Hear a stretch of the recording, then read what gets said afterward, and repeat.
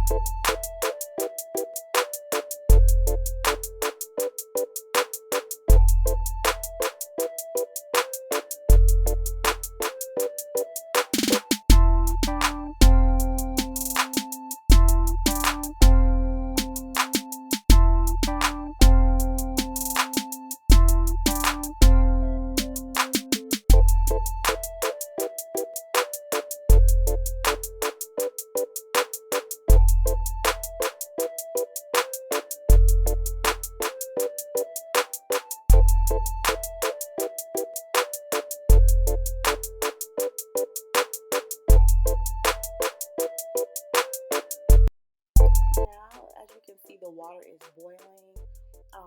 So here I'm just going to add my macaroni elbows, which I'm sure you all probably know that's the next step at this point.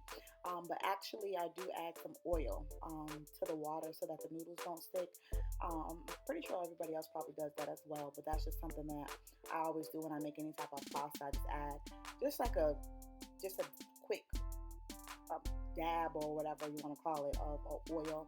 Not too much, but just enough so that the noodles or elbows or ziti or whatever it is that I'm making, it doesn't stick. And then here I'm just adding the noodles, or the elbows, I'm sorry. I'm adding the elbows to the pot, and I'm just going to let it boil.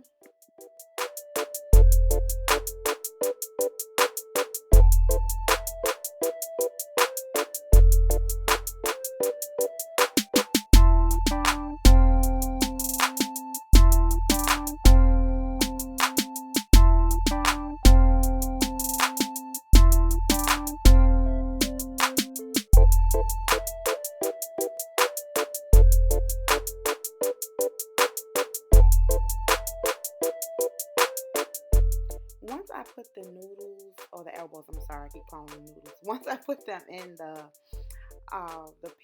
boiling water, I reduced the heat by like half, just so that it doesn't dissolve the water too quickly. Just wanted to add that part in there.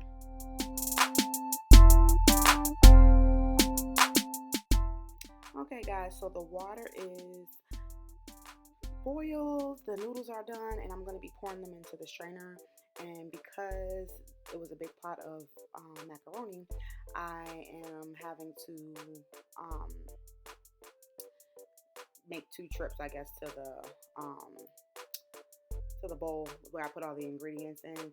So basically here you'll see that I'm pouring the elbows into the bowl, the mixer bowl, And I have already poured my mac and cheese blend inside of the pan, and that's just sharp cheddar cheese, Gouda cheese, and mozzarella cheese, and a white New York cheddar cheese. I don't know how to describe it, but Food Lion in our area sells a mac and cheese blend, and it has those cheeses in it.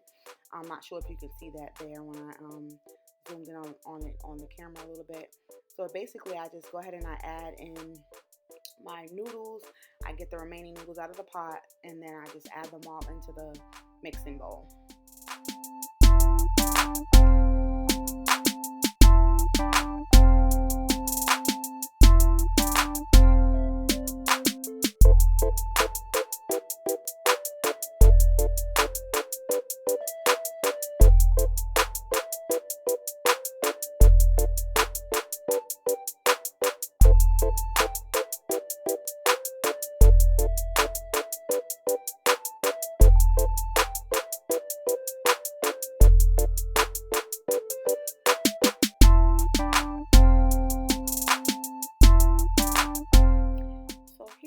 That I'm mixing in all the cheeses with the noodles.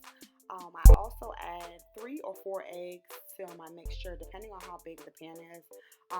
This time I only added 3, but I'm just mixing it all in together. And like I said, the cheeses that I use, because that makes the biggest difference for having good macaroni and cheese, are sharp cheddar cheese, Gouda cheese, mozzarella cheese, and like I said, it's a white New York cheddar cheese, a white something. It's like white New York something, but it's inside of the Food Lion mac and cheese blend. So even if you guys just get the Food Lion mac and cheese blend, if you have a Food Lion in your state, that will definitely do the trick. But those are the cheeses that I use. I use like maybe four or 5 bags, and each bag is about 2 cups of cheese. I also use half and half. That also goes into the mixture as well. After I put my eggs in, I'll be putting in the half and half, and then again I just continue to mix the noodles until it's like a good consistency, until it's like soupy, but not too soupy, but a good enough where I can just mix it around in the bowl. And that's pretty much all I do before I put it in the oven.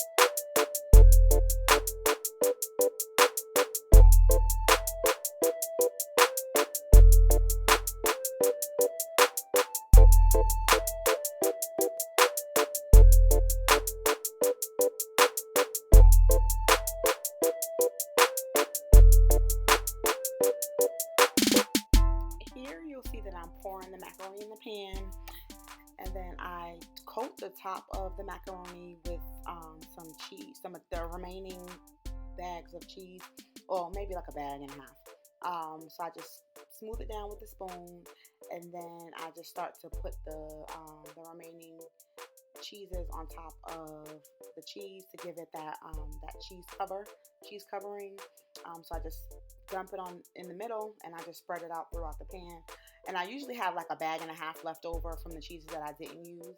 And like I said, I use about 4 to 5 bags of cheese, so it's very cheesy macaroni. But like I said, I have gotten lots of compliments, and it's pretty good. Not the healthiest, but it's definitely good. It's a good staple in our household. We usually have this maybe Sundays, or for big events and things like that, and it stretches pretty good, and people always want to take plates to go and everything like that. So this is it before we put it in the oven.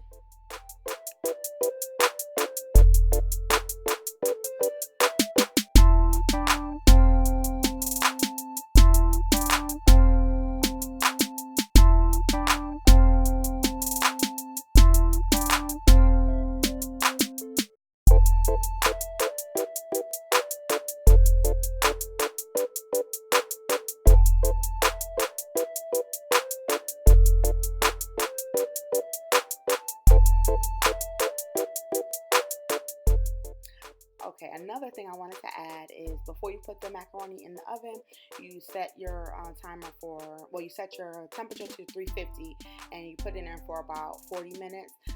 You can use your discretion based on your oven and how quickly your casseroles usually bake. I also have yams in there. That's that other pot in the oven as well. I was actually making Sunday dinner this particular day. As you can see, guys, the macaroni and cheese is about halfway done. Doesn't have like the brown crisp on the top, but I just had to get the yams out, so I figured I would just show you guys the yams. Those are not done either. I'm gonna put some marshmallows on the top, but I wanted you guys to see what the halfway mark would look like, so you know how much more time you have left. Looks like I have about 19 minutes left on the mac and cheese. As you can see, the macaroni is done. I'm frying up the last few pieces of chicken, and now it's time to serve the food. And we are getting ready to enjoy our meal, and I hope you guys enjoyed this video. I hope that you guys can use this recipe in your homes. And thank you so much for watching, and if you enjoy what you're watching, make sure you subscribe. Those are the yams. If you want me to make a video on how I make my yams, I can certainly do that as well, or the fried chicken as well, which I'm sure everybody knows how to make that. But there's the fried chicken, and I'm just making a plate real quick, and that's it. I hope you guys enjoy.